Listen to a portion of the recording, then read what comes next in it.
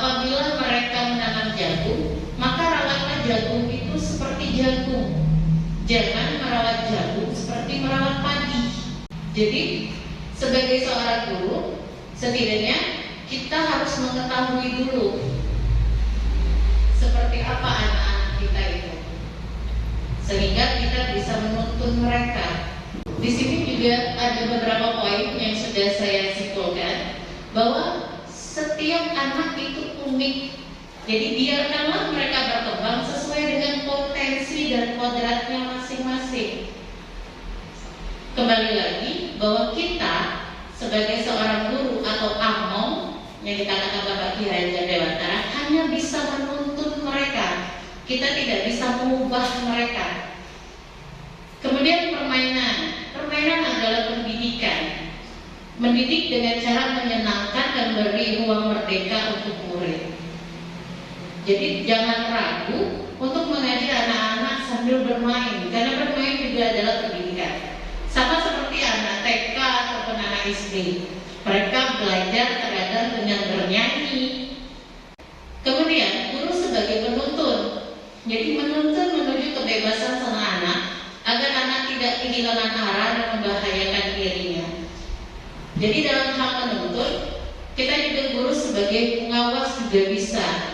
Jadi kita masih memberikan tuntunan kepada anak-anak agar mereka tidak salah ambil langkah.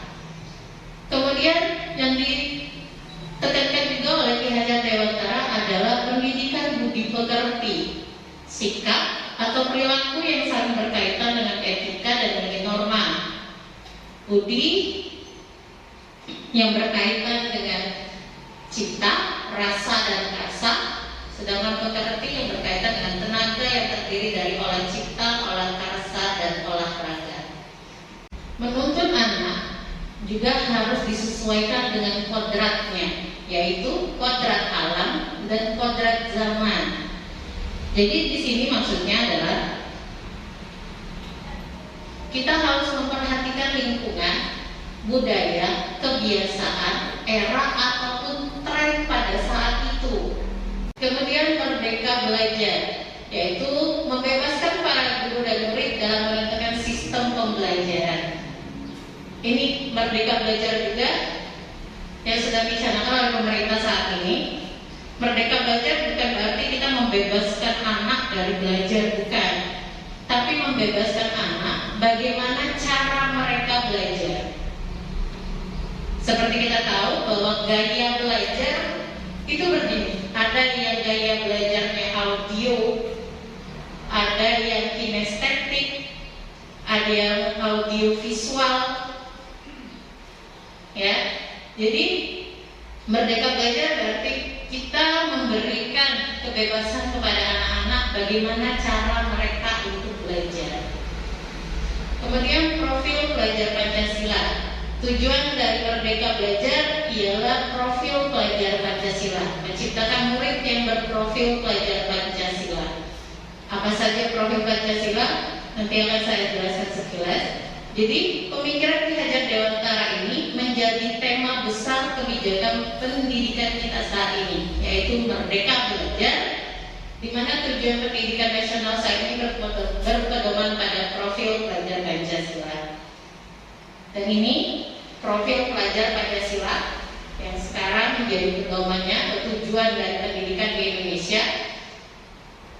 Ada 6 elemen. Yang pertama, beriman bertakwa kepada Tuhan Yang Maha Esa dan berakhlak mulia. Terus juga ada berkebinekaan global. Di situ ada lagi bergotong royong, kreatif, bernalar, kritis dan mandiri. Inilah profil pelajar Pancasila yang merupakan tujuan pendidikan saat ini.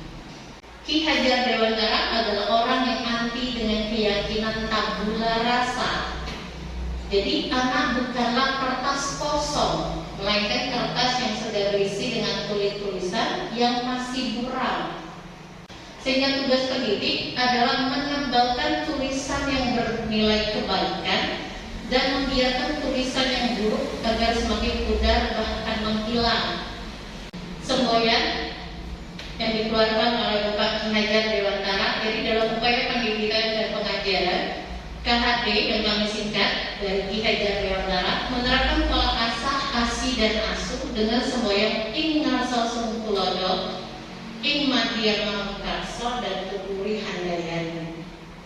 Ing ngasal sungkulodo di depan menjadi teladan. Jadi seorang pendidik atau seorang guru, bila mereka berada di depan, mereka sepatutnya bisa menjadi teladan bagi murid-muridnya. Kemudian ing madya mamkarso, di tengah menjadi pembimbing. Jadi seorang guru juga bisa menjadi pembimbing. Kita juga bisa dekat dengan anak-anak tanpa adanya pembatas atau perbedaan. Kemudian yang jadi semboyan adalah tuturi handayani, di belakang memberi dorongan. Jadi kita juga mendorong anak-anak untuk tetap maju, memberi semangat dan sebagainya. Inilah semboyan yang dikeluarkan oleh Ki Hajar Dewantara sebagai pola asa, asi, dan asuh. Baik Bapak Ibu, selanjutnya yang inti sebenarnya adalah budaya positif di sekolah. Budaya positif adalah kebiasaan yang disepakati bersama untuk dijalankan dalam waktu yang lama. Jika kebiasaan positif ini sudah membudaya, maka nilai-nilai karakter yang diharapkan akan terbentuk pada diri anak. Dan untuk menjalankan budaya positif, di sini ada 7 poin yang harus kita perhatikan sama-sama. Pertama, perubahan paradigma belajar dulu. Kemudian disiplin positif, motivasi perilaku manusia, keyakinan kelas, kebutuhan dasar manusia, posisi kontrol seorang guru, dan segitiga restitusi. Kita masuk ke perubahan paradigma. Biasanya selama ini yang kita tahu adalah paradigma yang ada adalah tentang stimulus dan respon. Di dalam kegiatan pembelajaran, baik itu pembelajaran maupun mendisiplinkan seorang anak, biasanya kita menggunakan stimulus dan respon. Ternyata selama ini stimulus dan respon itu tidak terlalu tepat, karena didapatkan lagi bahwa teori baru adalah teori kontrol. Jadi bagaimana seorang bisa berubah dari paradigma stimulus respon kepada pendekatan teori kontrol. Menurut Stephen M. Covey, Principle Center Leadership pada tahun 1992 mengatakan bahwa bila kita ingin membuat kemajuan perlahan sedikit-sedikit, ubahlah sikap atau perilaku kita. Namun bila kita ingin memperbaiki cara-cara utama kita, maka kita perlu mengubah kerangka acuan kita. Ubahlah bagaimana Anda melihat dunia, bagaimana Anda berpikir tentang manusia. Ubahlah paradigma Anda, skema pemahaman dan penjelasan aspek-aspek tertentu tentang realitas.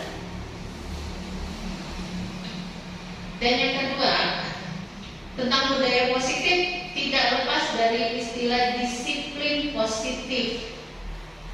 Jadi disiplin positif ini adalah sebuah pendekatan yang dirancang untuk mengembangkan murid menjadi pribadi dan anggota dari komunitas yang bertanggung jawab, penuh hormat dan kritis.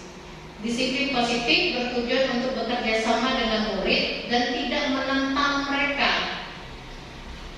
Penekanannya membangun kekuatan murid dan bukan mengkritik.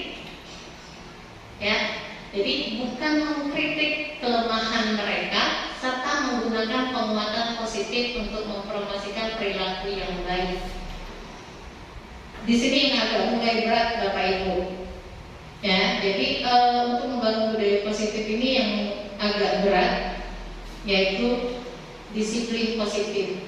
Karena biasanya dalam setiap sistem sekolah itu yang namanya disiplin harus ditetapkan. Cuman bagaimana cara pendisiplinannya yang seharusnya harus bisa ditinjau ulang kembali saat ini.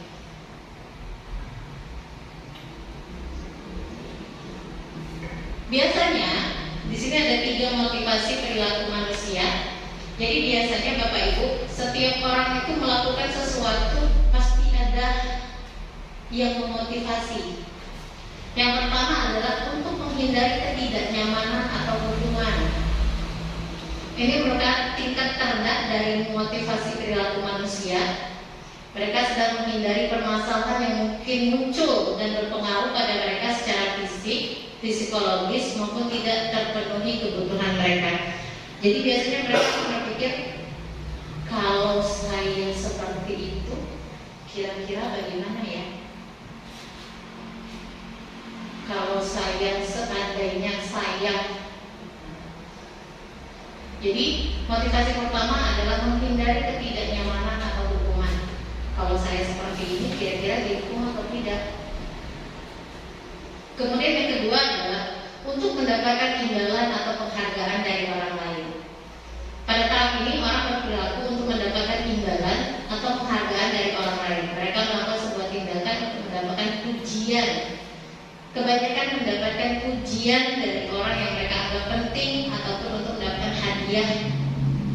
Jadi kebanyakan anak-anak nih, kalau saya datangnya tepat waktu, kira-kira dipuji dan sama guru. Kalau misalnya saya mengerjakan tugas dengan tepat, semuanya benar, kira-kira nanti di sekolah dipuji nggak ya sama guru? Jadi kira-kira seperti itu Bapak Ibu. Dan yang ketiga adalah untuk menjadi orang yang mereka inginkan dan menghargai diri sendiri dengan nilai-nilai yang mereka percaya. Ini adalah motivasi yang akan membuat seseorang memiliki disiplin positif, karena motivasinya bersifat internal dan mereka melakukan sesuatu karena nilai-nilai yang mereka yakini dan hargai. Jadi kalau orang yang memiliki motivasi yang nomor 3 ini, jadi dia memang dari dirinya sendiri. Saya ingin maju, jadi saya harus yakin saya bisa kalau saya melakukan ini misalnya. Jadi bukan karena ingin dipuji, bukan karena ingin mendapatkan imbalan, ataupun karena menghindari hukuman. Yang keempat adalah keyakinan kelas. Keyakinan yaitu nilai-nilai kebajikan atau prinsip-prinsip universal yang disepakati bersama secara universal, lepas dari latar belakang suku, negara, bahasa maupun agama. Menurut Dawson, satu keyakinan akan lebih memotivasi seseorang dari dalam atau memotivasi secara intrinsik. Seseorang akan lebih tergerak dan bersemangat untuk menjalankan keyakinannya daripada hanya sekedar mengikuti serangkaian peraturan. Jadi Bapak Ibu bisa dilihat di sebelah kanan, di sebelah kiri, dan juga di depan kelas. Kebetulan saya adalah wali kelas 71. Jadi saat awal semester kemarin, saya dan anak-anak kelas 71 bersama-sama sudah menetapkan keyakinan kelas kami. Jadi bisa dilihat di sebelah kanan, di sebelah kiri Bapak Ibu, dan juga di depan. Kami sudah membuat keyakinan. Kenapa keyakinan dan bukan peraturan? Kita sama-sama tahu kalau peraturan itu terkesan sesuatu yang harus dipaksakan. Kalau peraturan harus diikuti, wajib hukumnya kalau peraturan itu. Sedangkan keyakinan itu dari kita sendiri. Jadi untuk pembentukan keyakinan kelas di sini ada 7 poin. Yang pertama, keyakinan kelas bersifat abstrak daripada peraturan yang lebih rinci. Kemudian keyakinan kelas berupa pernyataan universal. Pernyataan keyakinan kelas senantiasa dibuat dalam bentuk positif. Jadi kalau peraturan kan biasanya ada unsur negatif. Tidak boleh. Nah, itu peraturan namanya. Kemudian keyakinan kelas sebenarnya tidak terlalu banyak sehingga mudah diingat dan dipahami. Sesuatu yang dapat diterapkan di lingkungan tersebut. Semua warga kelas hendaknya ikut berkontribusi dalam pembuatan keyakinan kelas. Dan ketujuh, bersedia meninjau kembali keyakinan kelas dari waktu ke waktu. Jadi di sini Bapak Ibu, nah ini adalah proses pembuatan keyakinan kelas 71 kemarin. Jadi saya meminta anak-anak menuliskan apa yang seharusnya dilakukan dan tidak dilakukan di kelas. Jadi istilahnya dari mereka untuk mereka. Mereka yang menuliskan sesuai dengan keyakinan mereka masing-masing di sebuah kertas. Kemudian saya meminta mereka tulis. Jadi hasil apa yang mereka tuliskan, mereka tempelkan di papan tulis. Kemudian saya akan membacakan dari masing-masing kertas yang mereka tulisan. Kebetulan di sini ada dua, ada yang warnanya hijau dan ada yang warnanya pink.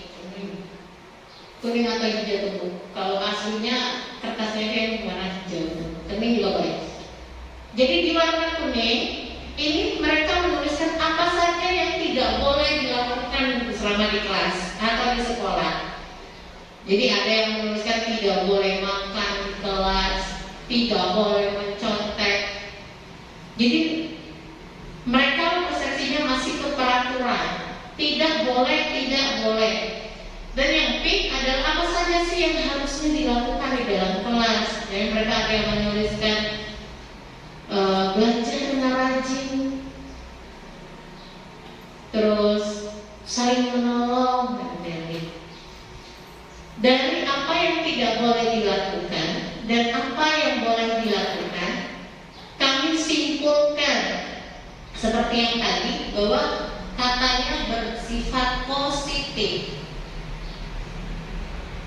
Jadi di sini didapati beberapa kata yang bisa dijadikan sebagai keyakinan kelas kami, yaitu disiplin. Pertama, baik disiplin dalam waktu, disiplin dalam berpakaian. Ya misalnya, Bu, ada yang pakai bajunya berantakan, Bu, berarti anaknya tidak disiplin. Kemudian ada lagi bertanggung jawab.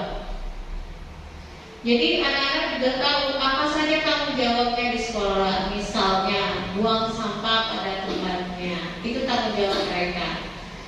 Kemudian yang dapat kebagian piket hari itu, berarti mereka punya tanggung jawab untuk membersihkan kelas di hari itu. Begitu Bapak Ibu. Jadi ini 6 poin keyakinan kelas yang sudah kami tetapkan di kelas 71. Dan setelah dibuat, saya meminta anak-anak untuk menandatangani keyakinan kelas itu. Di sini membuktikan bahwa semua anak terlibat dalam pembentukan keyakinan kelasnya.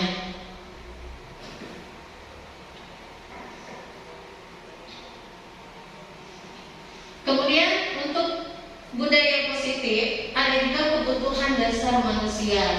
Yang kita tahu bahwa kebutuhan dasar manusia ada 5. Kebutuhan untuk bertahan hidup, cinta dan kasih sayang, penguasaan, kebebasan, dan kesenangan.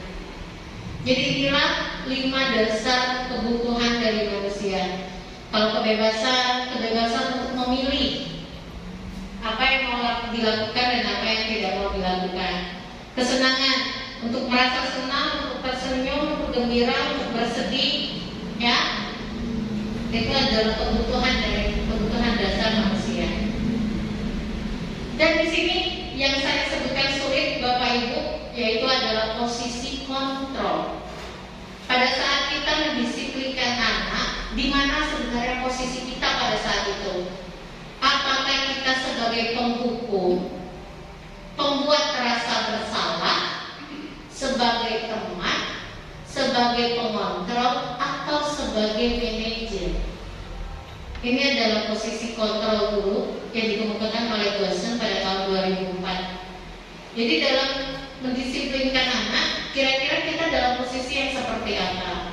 Biasanya tindakan guru sebagai penghukum itu kebanyakan memarahi, mengkritik, menyakiti, melakukan tindakan kekerasan. Dan ini yang umum biasanya dilakukan. Sedangkan untuk guru yang membuat rasa bersalah, ini biasanya mendiamkan, menceramahi, dan membuat rasa bersalah. Kemudian ada sebagai teman, biasanya membuat pemakluman. Sebagai pengontrol, yaitu tindakannya biasanya memantau dan mencatat apa saja perilaku yang dianggap salah oleh anak-anak. Yang kelima adalah bertindak sebagai manajer, bertanya dan membuat kesepakatan pada si pelaku. Dan terakhir adalah segitiga restitusi. Restitusi adalah proses kolaboratif yang mengajarkan murid untuk mencari solusi untuk masalah dan membantu mereka berpikir tentang orang seperti apa yang mereka inginkan dan bagaimana mereka harus memperlakukan orang lain. Jadi di sini restitusi itu membantu murid menjadi lebih memiliki tujuan, disiplin positif, dan memulihkan dirinya setelah berbuat salah. Kanak-kanaknya bukan pada bagaimana berperilaku untuk menyenangkan orang lain atau menghindari ketidaknyamanan, namun bertujuan untuk menjadi orang yang menghargai nilai-nilai kebajikan yang mereka percayai. Jadi di sini tadi segitiga restitusi ini digunakan pada saat seorang guru itu posisi kontrolnya sebagai seorang manajer. Jadi di sini Bapak Ibu ada gambar dari segitiga restitusi. Jadi yang pertama, guru melakukan validasi tindakan yang salah dulu. Ya, jadi biasanya kita akan menanyakan kepada anak, tahukah mereka kalau mereka sudah berbuat salah? Apa kesalahan yang mereka buat? Jadi kita kembalikan kepada anak. Kemudian yang selanjutnya adalah menstabilkan identitas. Jadi distabilkan dulu mereka. Jadi kalau mereka sudah tahu mereka salahnya apa, kemudian kita memberitahukan kepada anak bahwa setiap melakukan kesalahan itu sudah manusiawi, karena tidak ada manusia yang sempurna. Setelah kita menenangkan mereka, menstabilkan kondisi mereka, dan terakhir adalah menanyakan keyakinan. Jadi seperti kami kelas 1, jadi seandainya misalnya anak itu misalnya datang terlambat, kita ambil contoh. Jadi ditanyakan kepada anak, apa saja keyakinan kelas kita? Masih ingatkah mereka dengan keyakinan yang sudah dibuat? Kemudian kalau mereka tahu, pada saat menanyakan keyakinan ini juga kita bisa menanyakan mereka maunya jadi seperti apa, mereka mau seperti apa untuk menyelesaikan masalah yang mereka hadapi. Baiklah, sampai di sini Bapak Ibu. Terima kasih.